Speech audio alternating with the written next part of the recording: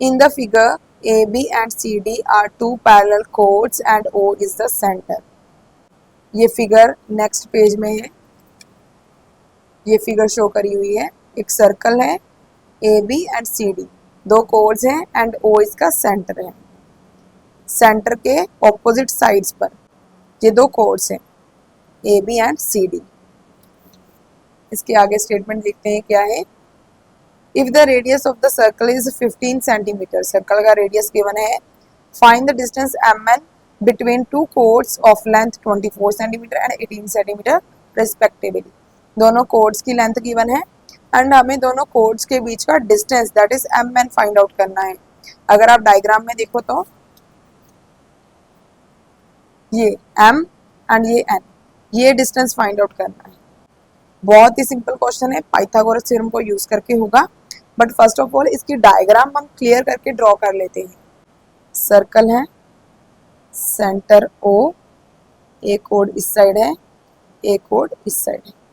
ये A B है and ये सी डी है। ये छोटी है लेंथ में एंड ये बड़ी कोड है। इसका जो डिस्टेंस है ऑब्वियसली सेंटर में से पास होगा। अगर आपको बेसिक सर्कल की प्रॉपर्टीज मालूम है तो ये सारी चीज़ें आपके लिए अंडरस्टूड हैं। यहाँ पर ये 90 डिग्री का एंगल शो किया हुआ है, इसको m एंड इसको n लिख रखा है। हमें ये डिस्टेंस एम एन कैलकुलेट करना है। किसी भी दो पैरेलल लाइंस के बीच में जो डिस्टेंस होता है वो परपेंडिकुलर डिस्टेंस होता है, राइट। ये तो सबको मालूम ही होगा, फिगर में शो भी किया हुआ है। अगर नहीं भी किया हो तो ये अंडरस्टूड होता है कि जो डिस्टेंस है दो पैरेलल लाइंस में वो परपेंडिकुलर ही होता है। अब हमारे पास गिवन क्या है, एक तो रेडियस गिवन है, ये भी रेडियस है, ये भी रेडियस है। सेंटर को सर्कल के किसी भी पॉइंट के साथ ज्वाइन करो तो वो रेडियस होता है। इसमें रेडियस हमें 15 सेंटीमीटर गिवन है। दूसरी चीज जो हमें गिवन है वो है लेंथ ऑफ कोर्ड्स, एक 24 सेंटीमीटर है एंड दूसरी 18 सेंटीमीटर है। ये बड़े वाली 24 सेंटीमीटर एंड ये छोटे वाली 18 सेंटीमीटर। अब हमें मालूम है कि सर्कल में जो प्रॉपर्टी होती है perpendicular through the centre to the code bisect the code. Means अगर सेंटर में से पास होता हुआ परपेंडिकुलर हम कोड पर ड्रॉ करते हैं तो वो परपेंडिकुलर कोड को बाइसेक्ट करता है, मीन्स दो इक्वल हाफ्स में डिवाइड करता है।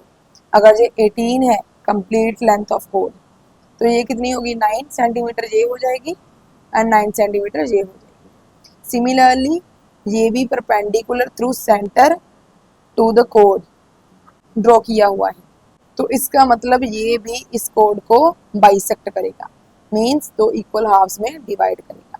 अगर ये कंप्लीट 24 है तो ये भी 12 सेंटीमीटर हो जाएगी एंड ये भी 12 सेंटीमीटर हो जाएगी। अब इस ट्रायंगल को देखो, इसमें भी पाइथागोरस अप्लाई करके हम ये एम ओ की वैल्यू कैलकुलेट कर सकते हैं।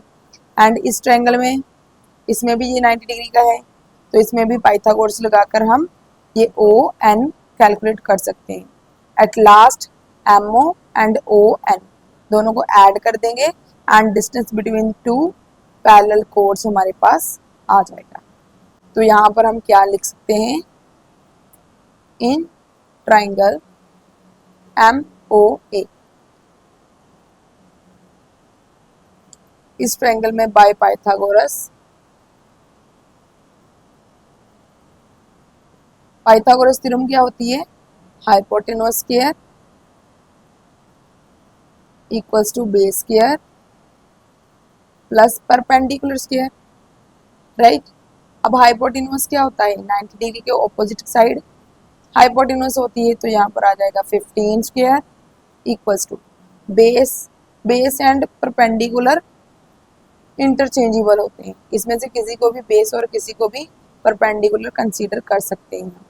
यहाँ पर लिखेंगे 12 स्क्वायर प्लस ये एम ओ स्क्वायर, 15 15 जा 225, 14 14 जा 144 plus M O whole square 225, ये यहाँ पर प्लस का दूसरी साइड आने के बाद माइनस हो जाएगा equals to M O square. इसको माइनस करेंगे, 5 - 4 1 2 माइनस 4 हो नहीं सकता, तो ये कैरी लेगा, इसको कैरी नहीं बोरो बोलते हैं, बोरो लेगा एंड ये वहाँ पर 1 बचेगा। 12 में से 4 को माइनस किया तो 8 आ जाएगा, 1 में से 1 माइनस किया तो 0, उसको लिखने की ज़रूरत नहीं है, equals to M O square. अब हमें एम ओ की वैल्यू चाहिए, एम ओ स्क्वेयर की नहीं, तो बोथ साइड स्क्वेयर रूट लेंगे। यहाँ से एम ओ, ये स्क्वेयर रूट को कैंसिल कर देगा, इक्वल्स टू, ये हमें मालूम है 81 को कैसे लिख सकते हैं, 9 इंटू 9, 9 से 81 होता है, तो M O equals to 9 centimetre. ये आ गया हमारे पास। अब सिमिलरली इस ट्राइंगल में हम पाइथागोरस अप्लाई करेंगे, तो यहाँ पर हम लिखते हैं in triangle O N C by Pythagoras, 90 degree के ऑपोजिट हाइपोटेनस, तो हाइपोटेनस 15 स्क्वायर इक्वल्स टू ये बेस 9 स्क्वायर प्लस ये ओ एन स्क्वायर। 15 15 से 225 इक्वल्स टू 9 9 से 81 plus O N square. 225 minus करेंगे 81 equals to O N square. अब यहाँ पर देखो अंडरस्टूड है, 225 में से 144 को माइनस किया तो 81 आया। अब 225 से 81 को माइनस करेंगे तो ऑब्वियसली 144 आ जाएगा, equals to O N square. हमें ओ एन की वैल्यू चाहिए तो स्क्वायर रूट ऑन पास बोथ साइड लेंगे।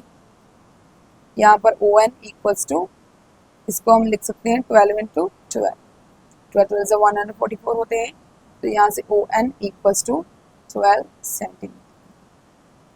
Distance between two chords, distance between two chords, that is m n equals to, m n है पूरा, mo plus o n, that is mo कितना है 9 centimetre plus o n 12 centimetre. तो complete in दोनों को add up करके कितना आ जाएगा 21 सेंटीमीटर। यही हमें कैलकुलेट करना था।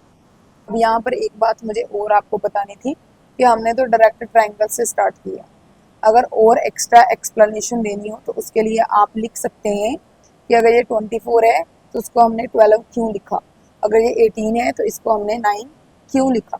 हम यहाँ पर लिख सकते हैं as we know perpendicular through center to the chord bisect the chord, that's why यहाँ पर लिख सकते हैं that is AM equals to MB equals to 12 centimetre and यहाँ से C N equals to and D equals to 9 centimetre.